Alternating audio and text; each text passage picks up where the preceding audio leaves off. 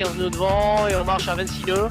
Donc ça va encore pas mal. Et ça va mollir, le vent va continuer à tourner sur notre droite. Là, le vent il est au nord, il va continuer à prendre plutôt de l'est dedans. Donc il faut vraiment croiser les doigts. Il va falloir qu'on ait un peu de réussite parce que ça va être compliqué, je pense. 40 mètres qui filent tout droit vers l'équateur. Et après on verra à quelle sauce on va être mangé pour l'Atlantique Sud parce que ça n'a pas l'air simple. Mais pour l'instant il fait beau, ça va vite, ça glisse.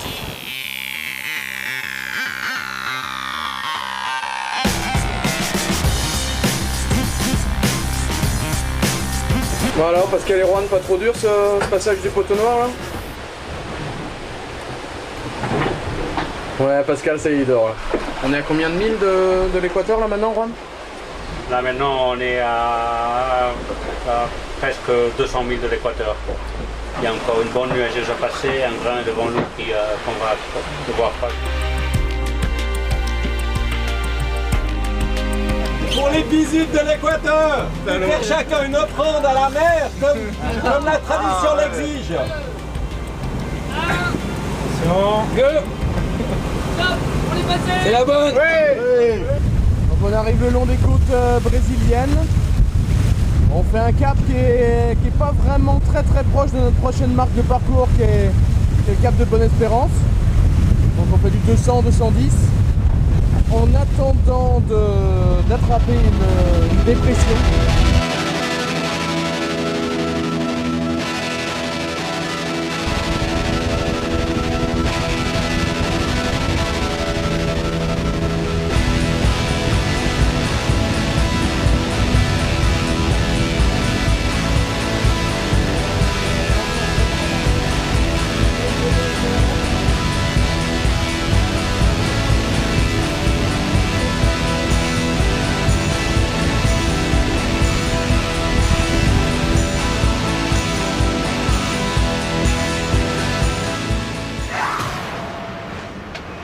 On avait accentué notre avance jusqu'à plus de 450 000 d'avance.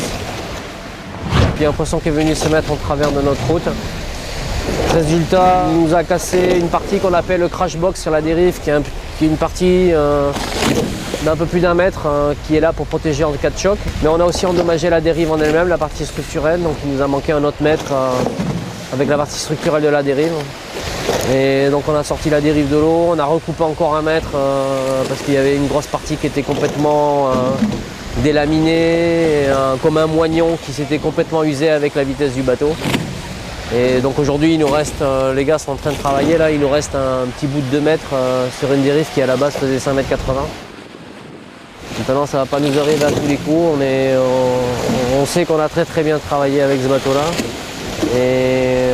Et qu'on est prêt collectivement à relever le fait de repartir au plus vite possible avec le maxi Banque Populaire pour faire ce trophée Jules Verne.